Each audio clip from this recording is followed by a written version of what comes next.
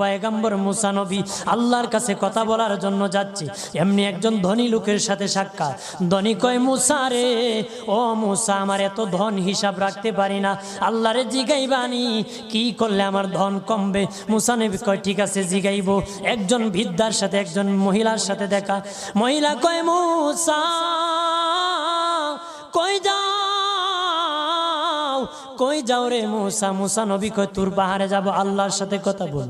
মুসা রে, আল্লাহরে জিগাইবানি, আমি গরিব মানুষ, আমি ভালো কিছু কিনতে পারি না, ছেলে মেয়েকে ভালো কিছু খাওয়াইতে পারি না, ভাঙ্গা গোর, এত গরিব, ভালো করে ঘর বানাইতে পারি না, আল্লাহরে জিগাইবানি কি করলে আমার উন্নতি হবে, ধনী হব, টাকা পয়সা হবে, আল্লাহরে জিগাইবানি।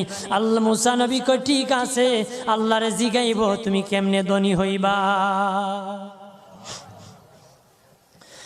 আল্লাহ নবী মুসা নবী 3 রাস্তার মোড়ে যা দেখে একটা লোক বসে আছে, তার 2 হাত নাই, 2 পা নাই, 2 হাত নাই, 2 পা নাই।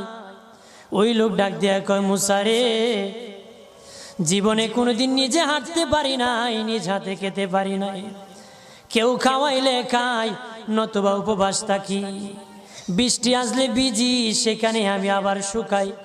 ও মুসা, জীবনে কোনো কাজে দুনিয়ার লাগি নাই, আল্লাহরে জিগাইবানি কোন কারণে আমারে বানাইছে?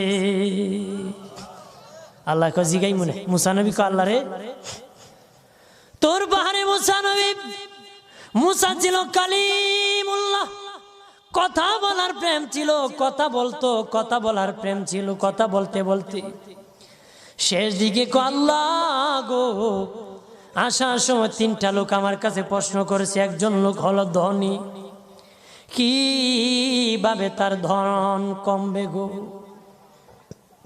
আল্লাহ বলেন, মুসা রে,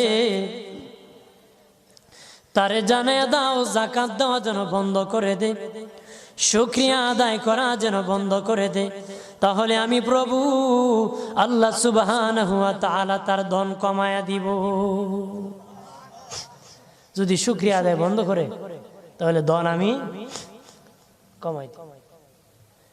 এরপরে মুসা নবী বলে, ও মালিক, আল্লাহ একজন মহিলা বলেছে তার গরিব মানুষ, গরিবী হালত যায় না, যত ইনকাম করে তার একটা ভাঙ্গা ঘর, ভালো ঘর বানাইতে পারে না গো। ও প্রভু, কি করলে তার ঘর উন্নতি হবে, তার অবনতির থেকে উন্নতি হবে? আল্লাহ বলেন, মুসা রে, মহিলা